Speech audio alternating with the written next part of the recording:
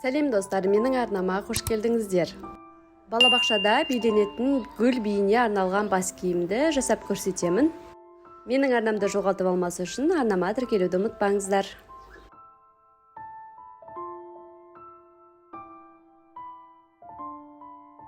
Бізге қажетті заттар.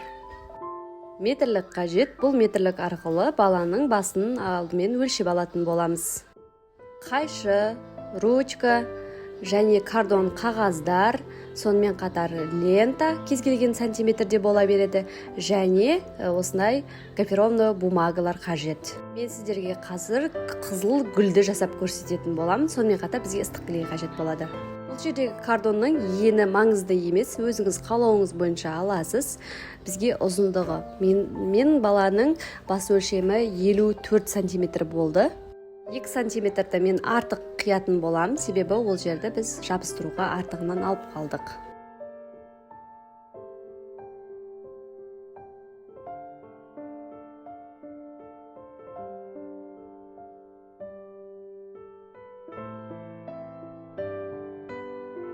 Енді ыстық клеймен жабыстырып шығатын боламыз. Және әбден кепкенше жақсылап ұстап тұрыңыздар.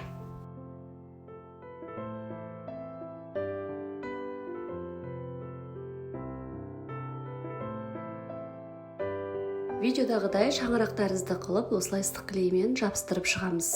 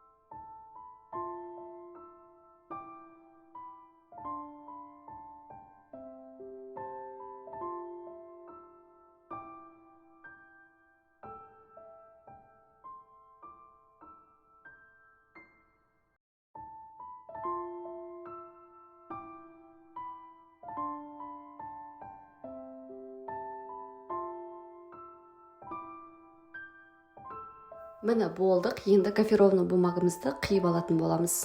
Енді қағазымызды 12-13 сантиметрден белгілеп, бүктеп қиып алатын боламыз. Және сол қиып алған қағазымызды 3-ке бөлетін боламыз.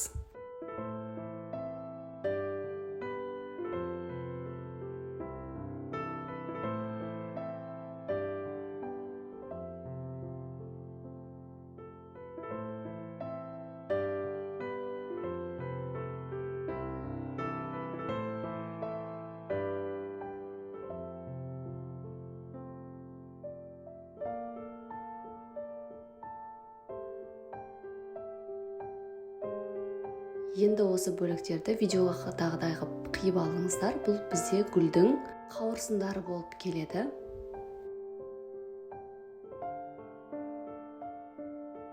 Міне мен осылай көп данасын қиып алдым. Енді осы жерден бір 10 шақты бөлігін бөлек алып қоятын боламыз. Қалған бөліктерін осылай дәл осылай ортасынан абайлап отырып бірнеше рет тартып, ручкамен сыртқы бетіне қарай қамыр жайған тәріздес айналдырып, осылай видеодағыдай жасайсыздар.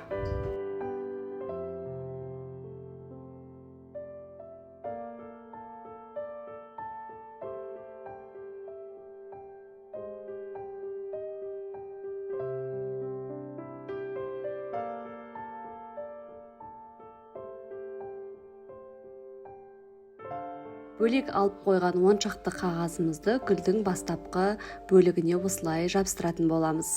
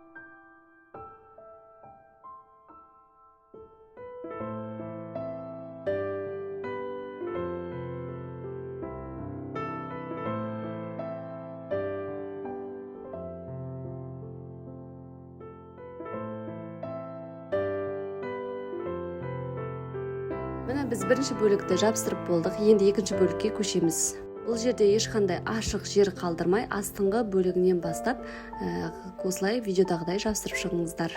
Екінші қабат бізде жартылай сәл ғана ашылып тұрған гүлдің бейнесін беру керек.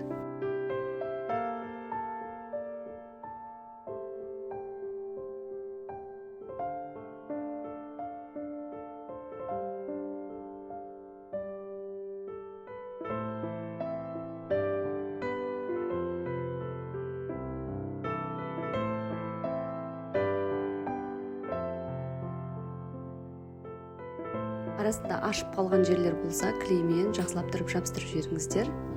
Енді бүктеп дайындап алған қағаздарымызды жабыстырып бастаймыз. Дәл осылай гүліміз толық біткенше өзіңізге ұнағанша жабыстырып шығасыздар.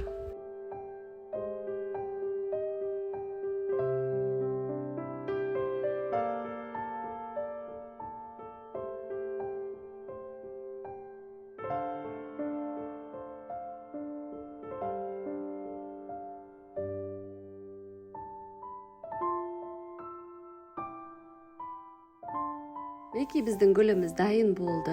Енді астыңғы бөлігіне жапырақтарын жабыстыратын боламыз. Жасыл қағазымыздан 5-6 сантиметр етіп өлшеп аламыз. Бұны да бағанағыдай 3 бөлікке бөліп, тек бұл жерде жапырақ тәрізді ұзынша етіп қиып аламыз. Видеода көрсетілген, соған қарап жасасаңыздар болады. Сонымен қатар бұл жерде де 12-13 сантиметрден бағанағы гүл тәріздес етіп қиып алып, және оны да 3 бөлікке бөліп, бірақ бейнесін жапырақ ретінде жасап жабыстырсаңыздар, ол да басқаша ерекше әдемі етіп көрсетеді екен. Екі түрлі жапырақтарды осы жерге жақсылап жабыстырсаңыз, өте әдемі керемет гүл болып шығады.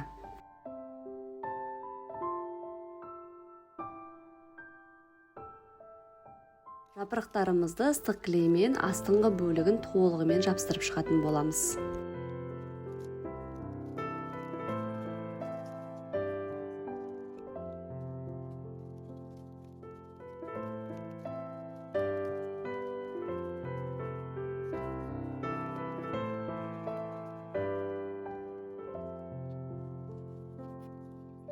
Енді жапырақтарымыз әдемі шынайы көріну үшін осылай ручкамен жай-жайдан отырып тартамыз. Қатты тартып жыртып алмаңыздар.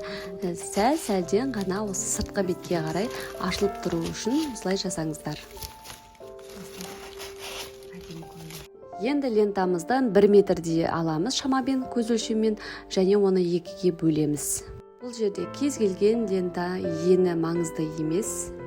Лента не үшін? Бізде бұл биге арналған киім болғаннан кейін, балалар билеп жатқан кезде басынан қозғалғанда түсіп кетпесі үшін осылай басына байлап қоюға арналып жатқан лента. Бұны да ыстық клеймен жабыстырып қоямыз.